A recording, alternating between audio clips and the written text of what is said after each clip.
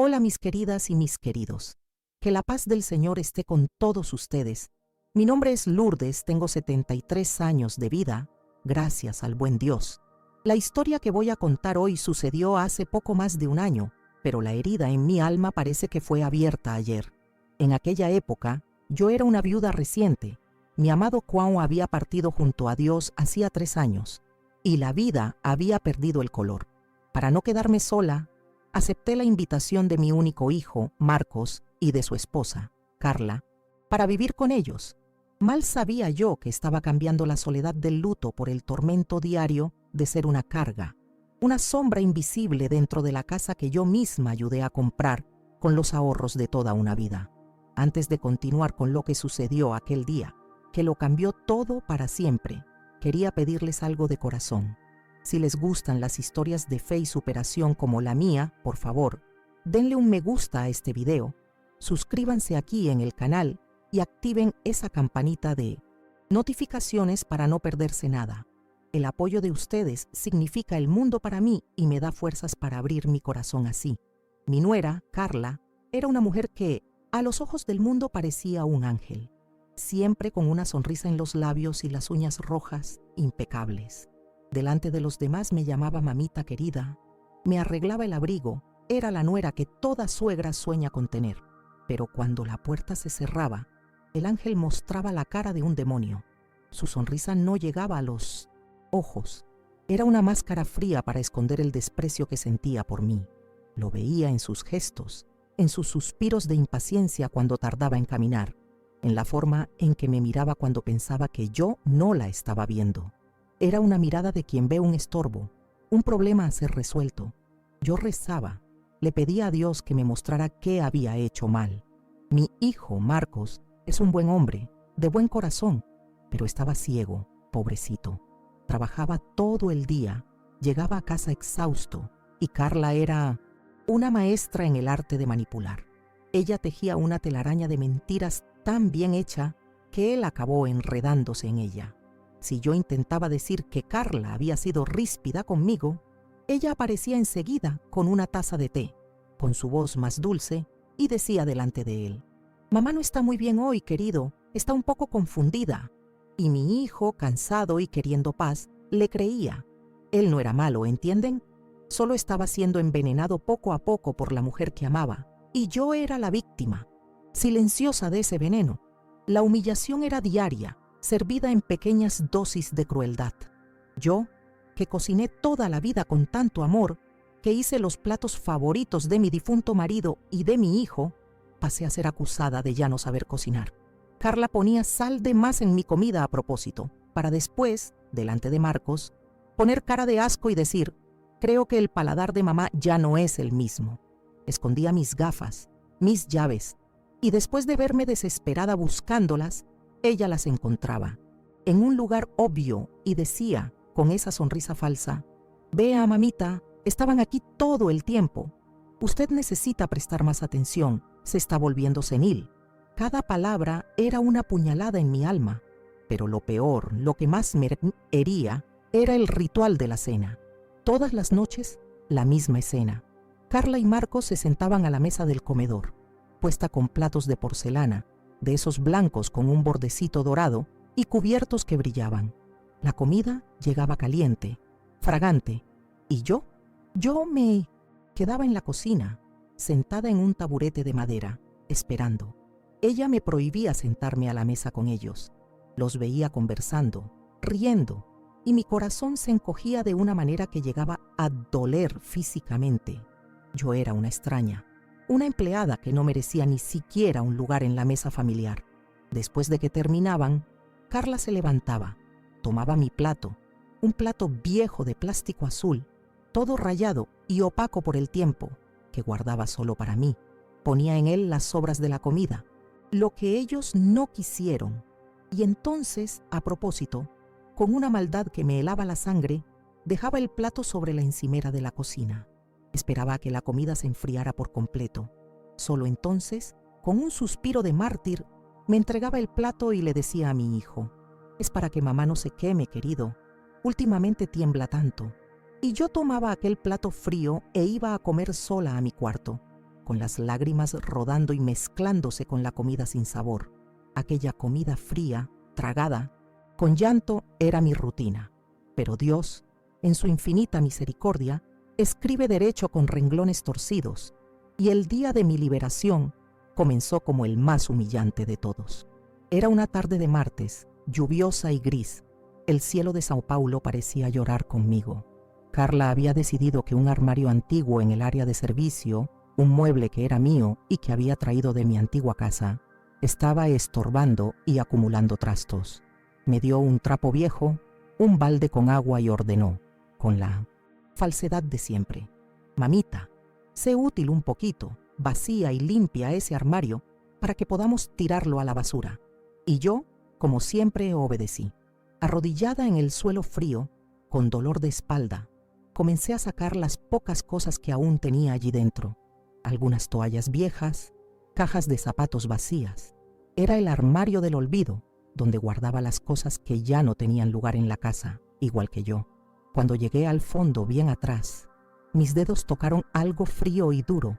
Lo saqué con cuidado y vi una pequeña caja de metal, un poco oxidada en los bordes. Era la caja de herramientas de mi João. Él guardaba allí documentos, cosas que decía que eran importantes. Mi corazón dio un vuelco. Carla nunca había hurgado allí. Era un pedazo de mi pasado que su maldad aún no había alcanzado. Me senté en el suelo, con la caja en mi regazo, y mis manos temblaban tanto que apenas pude abrir el cierre. Cuando finalmente lo abrí, con un suave chirrido, lo primero que vi fue una foto nuestra, de cuando éramos novios. João con ese bigote encantador y los ojos brillantes, y yo, con un vestido de flores, tan joven y llena de sueños. Las lágrimas vinieron, pero esta vez eran de nostalgia, un dolor limpio, no el dolor sucio de la humillación. Por un instante, me olvidé de dónde estaba, del suelo frío, de la orden de Carla. Estaba de vuelta en aquel día, sintiendo el sol en mi rostro y la mano firme de mi marido sosteniendo la mía. Debajo de la foto había un fajo de cartas atado con un cordel. No, eran cartas de amor.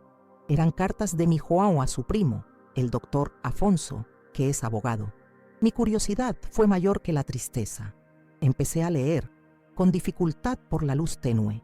Las cartas hablaban de una inversión, un dinero arriesgado, que él había puesto en una empresa de tecnología años atrás, sin decírmelo, para asegurar nuestro futuro. Junto con las cartas había papeles, documentos y, por último, un sobre más nuevo, que debió haber llegado a nuestro antiguo apartado postal y fue redirigido para acá. Era un extracto de dicha inversión. Mis ojos, ya cansados, recorrieron los números. No entendía bien las palabras difíciles, acciones, valorización exponencial, pero yo entendía de números. Y el número que estaba allí, al final de la página, era tan grande, con tantos ceros, que tuve que leerlo 3 veces para creerlo. Me faltó el aire. Sentí un mareo y tuve que apoyarme en la pared. Aquel papel decía que yo, Lourdes, la viejita que comía sobras en un plato de plástico, tenía dinero suficiente para comprar 10, quizás 20 apartamentos como en el que vivía mi hijo. Yo no era una carga, no era pobre, era rica. En ese exacto instante, la imagen de Carla entregándome el plato frío vino a mi mente con una claridad aterradora. Y por primera vez no sentí ganas de llorar.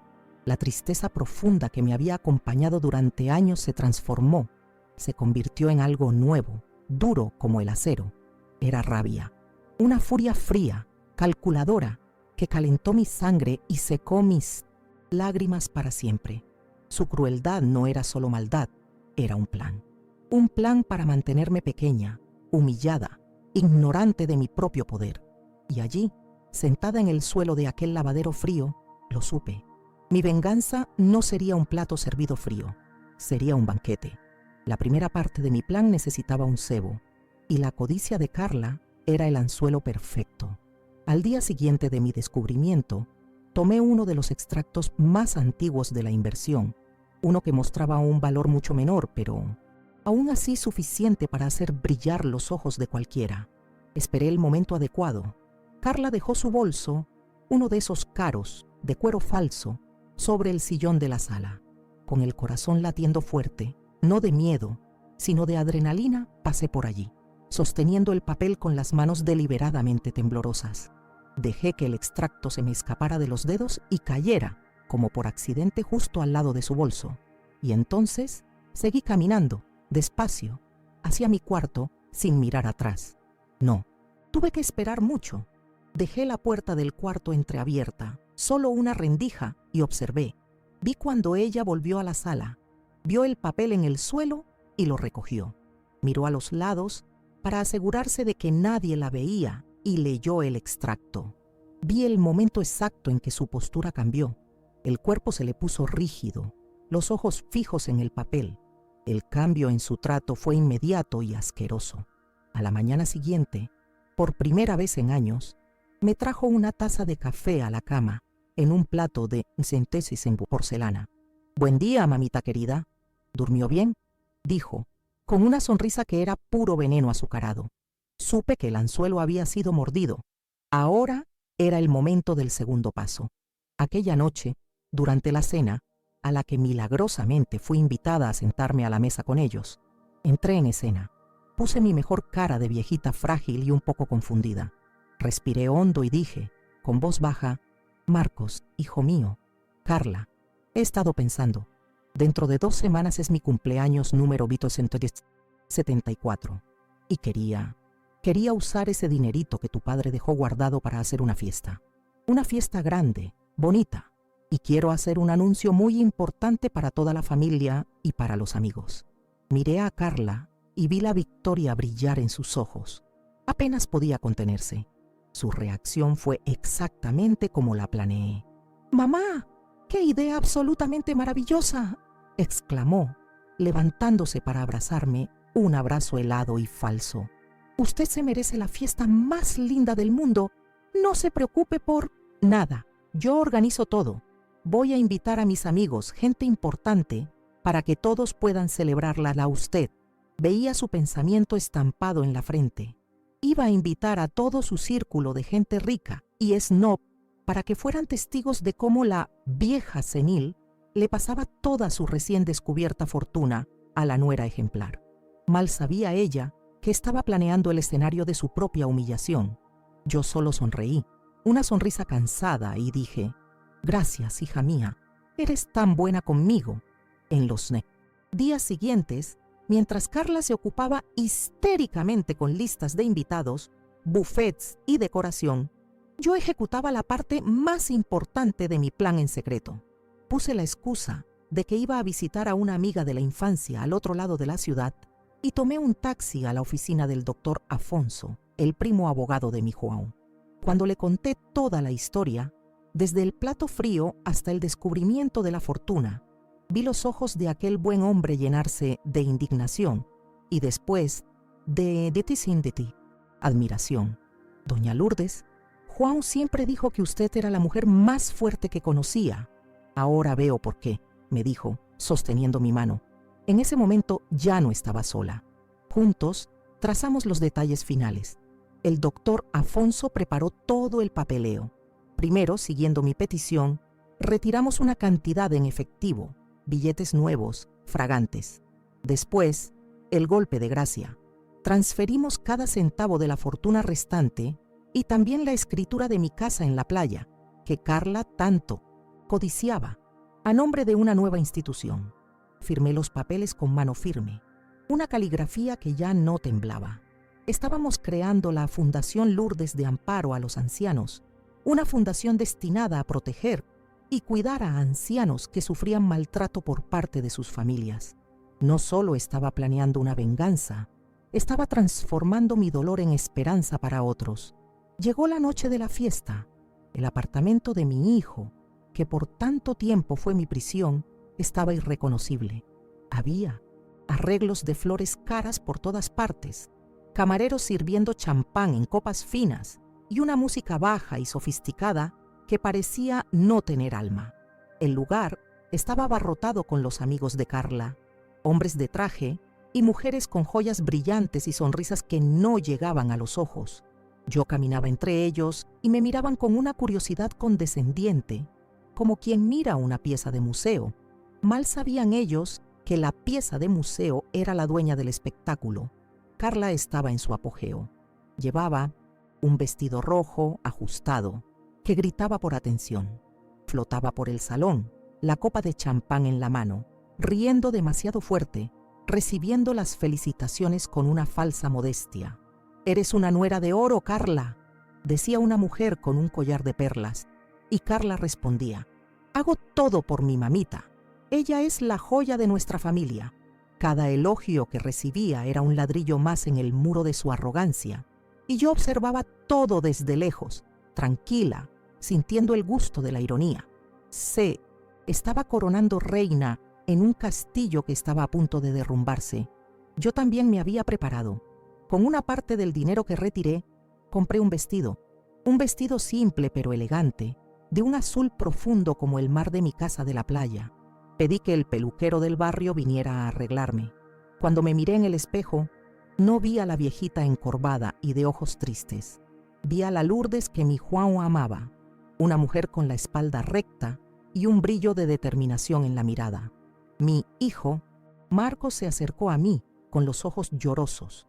«Mamá, estás tan hermosa. Estoy tan feliz de verte así. Feliz».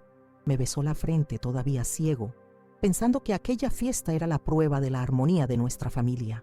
«Yo también estoy feliz, hijo mío. Muy feliz». Entonces llegó el momento. Carla, en el centro de la sala, golpeó una copa con una cuchara, pidiendo silencio. «Atención, por favor. Nuestra amada cumpleañera, mi mamita Lourdes, quiere decir unas palabras». Las luces disminuyeron y un foco que ella misma había alquilado se encendió sobre mí. Me guió del brazo, con esa posesión que me daba asco, y me entregó un micrófono. El silencio en la sala era total. Todos me miraban, esperando un discurso lloroso, quizás un poco senil, de una viejita agradecida. La expectación de ellos era casi palpable, y yo saboreé ese momento. Respiré hondo, sostuve el micrófono con mano firme y los miré a todos, uno por uno, hasta que mis ojos se detuvieron en Carla, que sonreía, triunfante. «Buenas noches a todos», dije. Mi voz salió clara, fuerte, sin ningún temblor. Un murmullo de sorpresa recorrió la sala. «Agradezco la presencia de cada uno de ustedes. Y te agradezco especialmente a ti, Carla, mi querida nuera, que me cuidaste con tanto esmero». Hice una pequeña pausa en la palabra esmero y vi su sonrisa vacilar por una fracción de segundo. Prometí que haría un anuncio importante esta noche, y la hora ha llegado. En ese exacto instante, como habíamos acordado, la puerta del apartamento se abrió. No era un invitado retrasado. Era el doctor Afonso, mi abogado, vestido con un traje oscuro y serio. A su lado, dos hombres altos y fuertes, de traje negro, que definitivamente no parecían haber venido a comer canapés. Entraron en silencio y se detuvieron a mi lado. La música se había detenido. La confusión en el rostro de los invitados era evidente. El rostro de Carla, antes triunfante, ahora era una máscara de conmoción y alarma. El silencio en la sala era tan profundo que se podía oír el hielo tintineando en los vasos. El banquete estaba a punto de ser servido. Con todos los ojos puestos en mí, continué. Descubrí recientemente que no soy la mujer pobre y dependiente que Carla hizo creer a todos, incluido mi propio hijo, que yo era. La miré directamente y ella comenzó a retroceder un paso, el pánico estampado en su rostro. Descubrí que mi marido, que Dios lo tenga en su gloria, me dejó una fortuna considerable, una fortuna que tú, Carla, con tu olfato para el dinero, olfateaste como un animal hambriento olfatea un cadáver. E hiciste de todo para asegurarte de que yo nunca lo supiera. Los susurros en la sala se convirtieron en un zumbido fuerte. Durante años, mi voz continuó, cortando el ruido. Me serviste la humillación en dosis diarias. Me serviste la cena en un plato frío, mientras comías lo bueno y lo mejor. Me llamaste senil, inútil, e intentaste quebrar mi espíritu, todo por tu codicia. Creíste que era débil, que era tonta.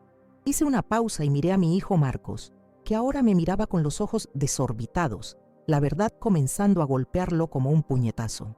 Pero te olvidaste de una cosa, Carla. Un plato servido frío enseña mucho sobre la paciencia y enseña principalmente sobre la estrategia. Hice una seña con la cabeza a uno de los guardias de seguridad. Él caminó hasta la mesa de centro, colocó un maletín de metal sobre ella y lo abrió con un clic fuerte y seco. Dentro una montaña de billetes. De 100 reales, nuevecitos. El silencio en la sala era de cortar con un cuchillo. «Esta es tu parte de mi fortuna, Carla», dije, con una sonrisa que no llegaba a mis ojos. 100.000 reales. Un pequeño premio de consolación por tu actuación impecable como la nuera del año. Puedes tomarlo, es tuyo. Carla miraba el dinero, luego a mí, pálida como un fantasma, la boca abierta sin poder emitir ningún sonido. El resto, continué, y dejé la frase en el aire. El doctor Afonso, entonces, dio un paso al frente y tomó el micrófono de mi mano.